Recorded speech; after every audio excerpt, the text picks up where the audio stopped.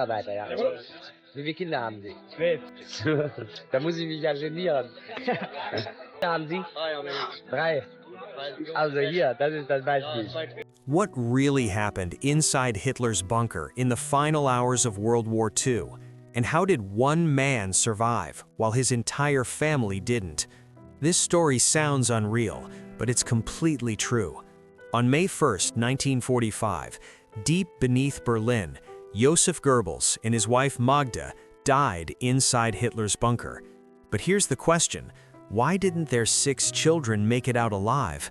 The youngest was only 4 years old, and yet one member of the family wasn't there at all. Where was he? His name was Harald Quandt, Magda's son from her first marriage.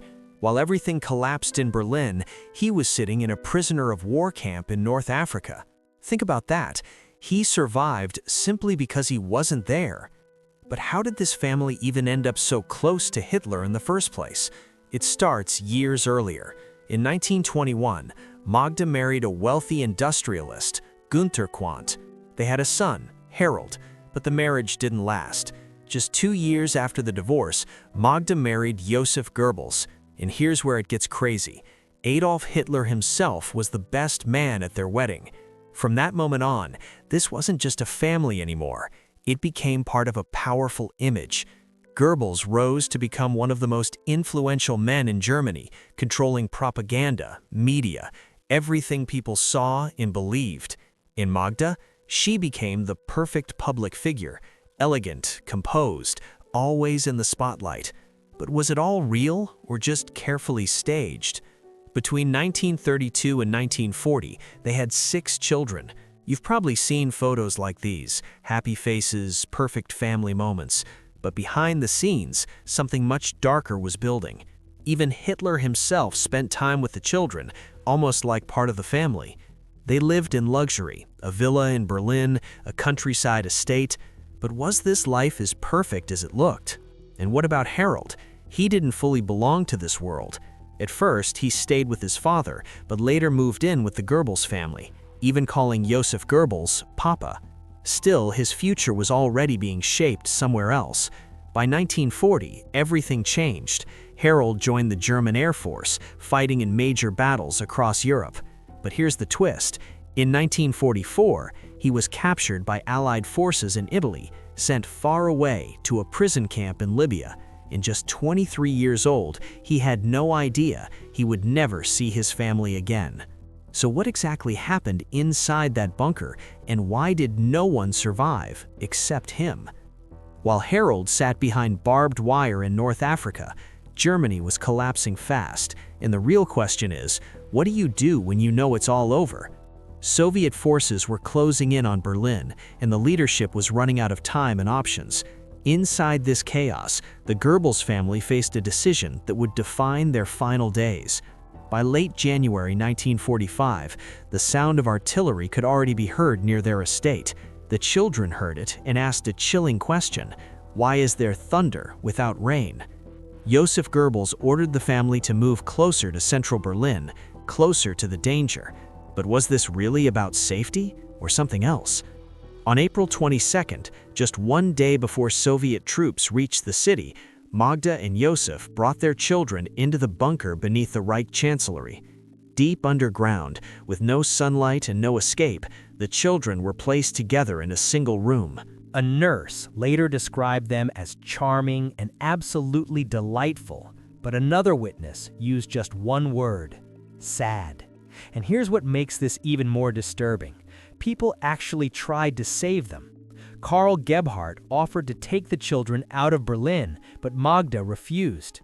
Albert Speer made another attempt during a final visit, and again she refused. Why would she turn down every chance to save them?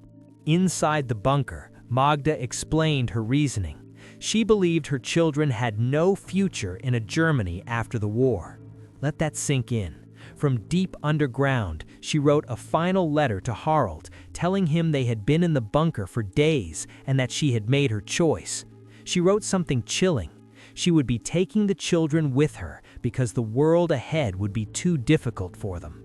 The letter was smuggled out of Berlin on April 29th, just days before everything ended. On April 30th, Hitler and Eva Braun died in the bunker. The next day, Joseph Goebbels briefly became Chancellor of Germany, but only for one day, because by that evening, it was over. On May 1st, Magda dressed her children in their night clothes. But here's the question: did they know what was about to happen? An SS dentist gave them morphine to make them sleep, and then they were poisoned. All 6 children died quietly in their beds. And just like that, the perfect family was gone. Not long after, Joseph and Magda walked into the garden above the bunker and took their own lives. Their bodies were burned, but not completely.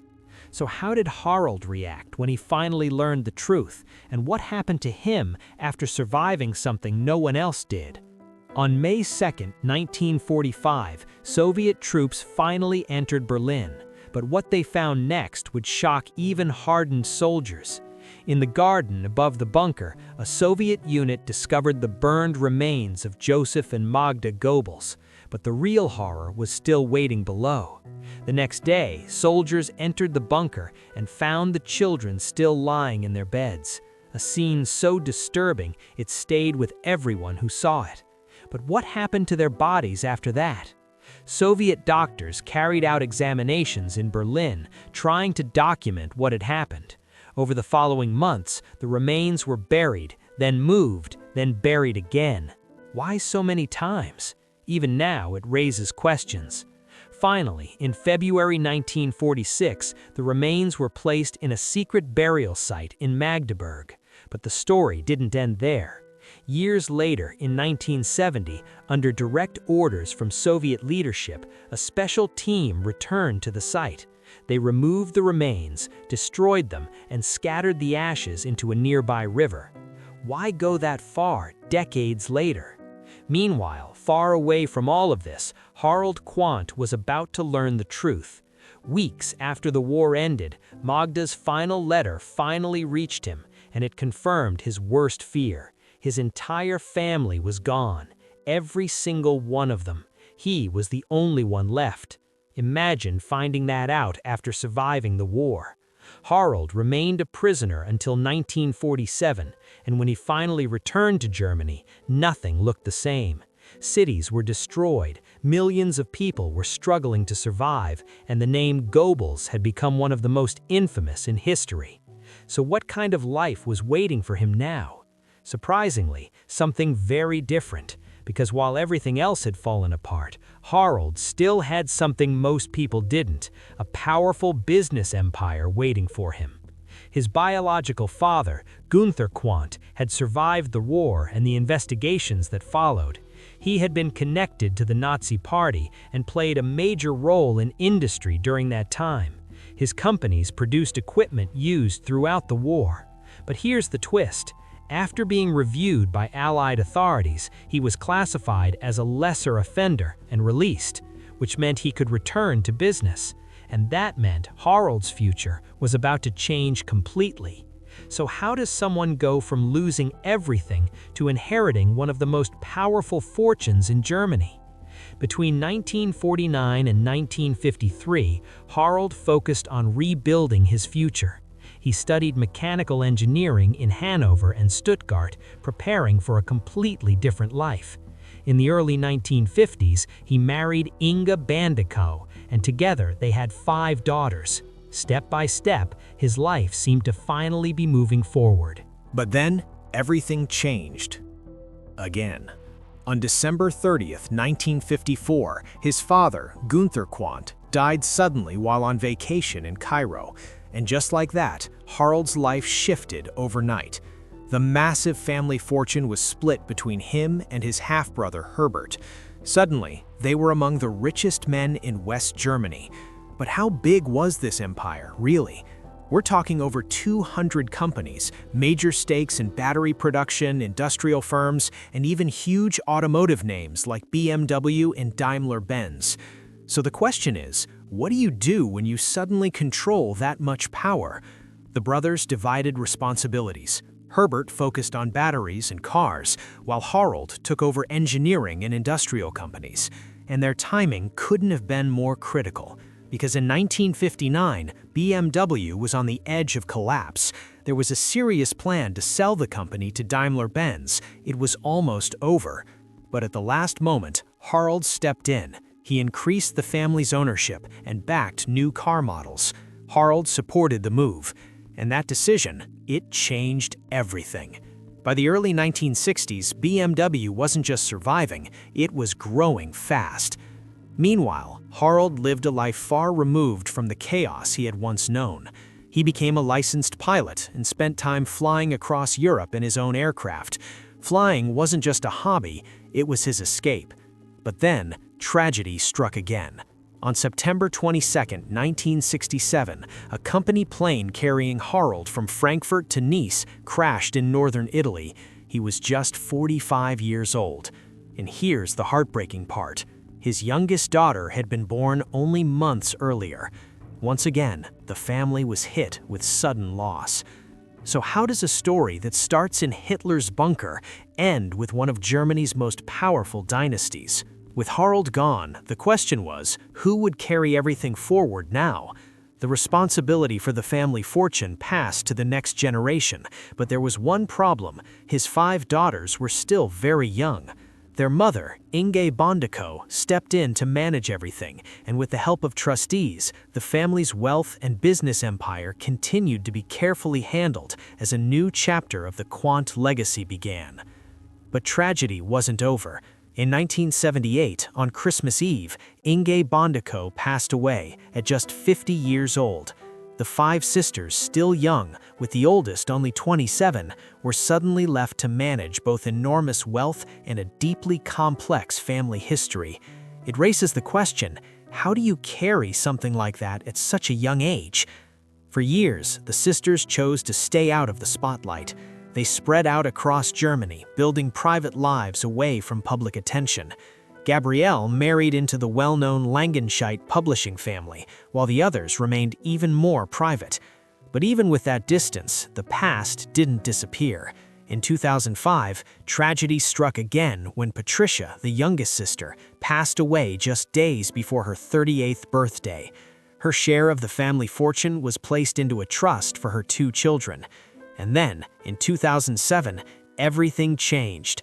A German documentary titled The Silence of the Quandts was released, bringing sudden attention back to the family's history during the 1930s and 1940s and raising questions that had not been fully explored before. The reaction was immediate and intense. Just 5 days after the documentary aired, members of the Quandt family agreed to support an independent historical study and open their archives to a historian, allowing full access to examine the past in detail. What followed was one of the most detailed investigations into the family's history. In 2011, the study was released, spanning over 1,200 pages. It confirmed that tens of thousands of laborers had worked in Quandt-owned factories during the war, adding important context and sparking wider discussions across Germany and beyond. That same year, Gabrielle Quandt gave a rare interview reflecting on the weight of that history and saying, "When you have something like this in your family history, you think it cannot get any worse." Her words showed just how heavy that legacy remained, even decades later. By 2022, the Quandt family's wealth had grown to around $17 billion, largely connected to their major stake in BMW.